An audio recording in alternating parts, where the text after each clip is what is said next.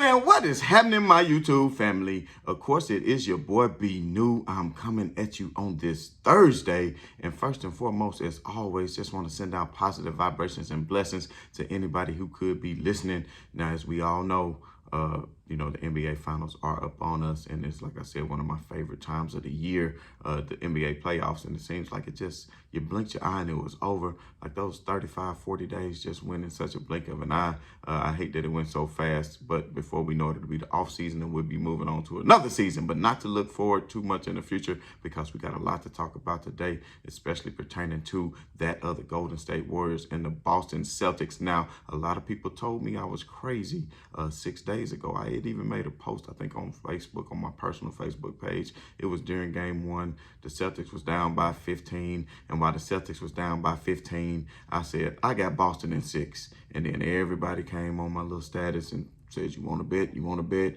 You crazy? You on this? You on that? But, I said Celtics by 6 because even as I watched that game, I knew, and the Celtics did eventually win game one, and I kind of knew that they would, and I did win a lot of money. Now, I won more money yesterday too, but I did lose some in game two, so it all worked itself out. But anyway, at the end of the day, I said that because in the fourth quarter, we all know who has heart and who doesn't. And I felt like the young Celtics team got a lot of heart. They had no fear. They weren't going to back down from anybody. And I felt like the Celtics are playing with house money because there is no pressure on them. Why would there be pressure on a group of players? None of the players on the whole Boston Celtics team have ever been to a finals. Not one player on their team. Let me repeat that. Not one player on their team has ever been to the finals when you got the Golden State Warriors who have well over 150 games of finals experience under their belt, if you include that of Klay, Steph, Draymond, and company. So, especially Steve Kerr too. So if you think about it like that. Now, of course, in the fourth quarter last night, we saw it again. Steph Curry, what'd he do? He came out in the third quarter, splash, splish, splash. He was taking a bath, man, just splashing everywhere. He didn't start doing this little shimmy because he knew, I better not get too full of myself. He only do that when he went about 20 or 30, y'all. When there's no pressure on. Like Pac always said, when the pressure's on, it's a hit. You understand what I'm saying? So he did that. He went off in the third quarter. And I'm just going to say this. I won money off Steph Curry in the third quarter on FanDuel because I said they had a prop bet with Steph Curry. This was a prop bet. And I said, they got their damn mind. They said, well, Steph Curry, Klay Thompson, and get this, Jason Tatum all combined for 25 points in the third quarter. 25? I said, shit, Steph going to come out in the third quarter, lighting it up. That's his quarter. They didn't say the fourth quarter, y'all, because we know in the fourth quarter, he was 1 out of 4 with 2 points. And I think he had something more than points, more turnovers than points. Now, where's all the hate and all the hostility and all the judgment and all the scrutiny and all the deep dive analysis and hatred and picture towards one man? I forgot he's not LeBron James. He's Stephen Curry. So Stephen Curry doesn't seem to get that same level of hate of a LeBron James. But need I remind you, because everybody wants to talk about the greatness of Steph Curry. And then there's people that say, oh, brunsexuals and brun people, they woke up so happy this morning that Steph Curry and them lost. Listen, we're not haters. We're fans of LeBron or whatever, but we don't go around hating on the next man. See, y'all confusing us with yourself. We don't go around hating on nobody else. We don't have a dog in this fight. As a LeBron fan, or even if you're a Laker fan, you don't want to see the Celtics hang that 18th title over the Lakers. You understand what I'm saying? You might not want to see, but at the end of the day, I'm going to put it to you like this. If you're a LeBron James fan, it don't matter who wins, because it's only going to prove the greatness of a LeBron James. Because you got to think, I don't give a damn what anybody's saying. I know Tatum and Brown and Smart have been together for a total of 4 or 5 years now. And when you together that long, you build a continuity. We know Horford left and came back, but at the end of the day, LeBron James, even though these were young rookie players, they were still the number 1 rated defense in the NBA. Let's not forget they were rated the number 1 defense in the NBA. And they were favored going into that game because the Cleveland Cavaliers, of course, were without a Kyrie Irving, who was actually on Boston. Let's not forget that. And speaking of Kyrie, now he has to sit back and see, you left LeBron to go to get your own team. You got handed the keys to the franchise of the Boston Celtics, and what did you do with it? You drove the car right off the cliff. You understand what I'm saying? And now that young Celtics team has matured and developed, and you see where they are now. So like I said, this bodes well for LeBron James either way, because LeBron James, I'm telling you, ladies and gentlemen, LeBron James is going to look good either way, because guess what? If the Celtics win, like we said, LeBron took care of that team already, dominated the East already, and it just proves the East is not always weak as everybody wants to make it seem, because besides for the championship that LeBron won since he went west, all the championship team was coming from the East since he left. Do you understand what I'm saying? Now, with all that being said, I also want to point out that you have to think about this as well. If Golden State were to win, that don't make LeBron James look bad, because think about it. That's the same team, even though they added Jordan Poole, and I understand, Wiggins, this is not quite the same team, but that main core of Steph, Klay, and Draymond, coached by a Hall of Fame coach in Steve Kerr, is still there. And then Poole is just like, damn it, what's that guy's name? Man, I'm having a brain cramp. Y'all know what I'm talking about. Went to Dallas, who used to hit all them threes. It's going to come back to me in a minute. Used to hit all them threes for Golden State. You understand what I'm saying? They had a lot of players. And then, of course, they had different role players back then that played the same role as these players now. So don't get it twisted, So if Steph Curry were to come back and win this, and he was to get his fourth ring, you got to understand that he getting this fourth ring by what? Tying LeBron James, but by doing what? Being a complete dynasty. Well, LeBron James defeated the dynasty. So that bodes well for him until you went out and added a Kevin Durant just to make sure that you can continue to beat one man, because that's how afraid you were.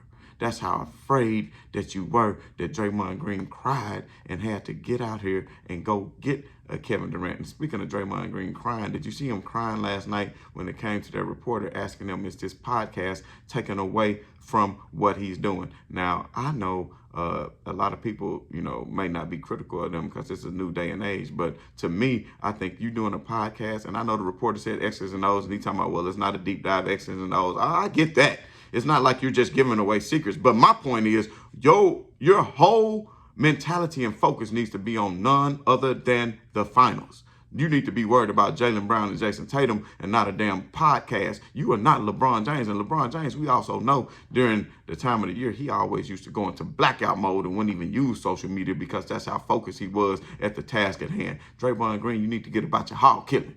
Like we used to say in the Memphis 10, get about your hog killing and go ahead and focus in on what you need to focus on, bro. Because right now, it's two teams and two coaches. And let me tell you something. One of the coaches need to make some adjustments. The other coach is sitting in the locker room with no adjustments to make, because he's already doing what he needs to be done. He doesn't need to make any adjustments. Now, if Steve Kerr comes back and makes some adjustments, he has to adjust to that, then that'll be something different. But as of right now, no adjustments need to be made. Not for Boston. Because it's mano y mano. And what Boston did last night, they went big when they put in Williams and Horford at the same time. Of course, they dominated the rebounding. You got to look, they 16 more rebounds, 47-31, which gave them a lot more shot opportunities. They was 43 out of 89, whereas Golden State was 36 out of 78. You talking about 11 more shot attempts. When you have that many more shot attempts, then you're going to have that many more opportunities to score and be successful. Now, we know Golden State went on that run and got closer and became a nail biter. So by no means are we saying that Boston is all out going to win this series. But to me, I'm still sticking by my original prediction of Boston in 6. And then I do got to mention Klay Thompson after the game said he was getting 2015 vibes when they was down 2-1. Let me ask y'all this.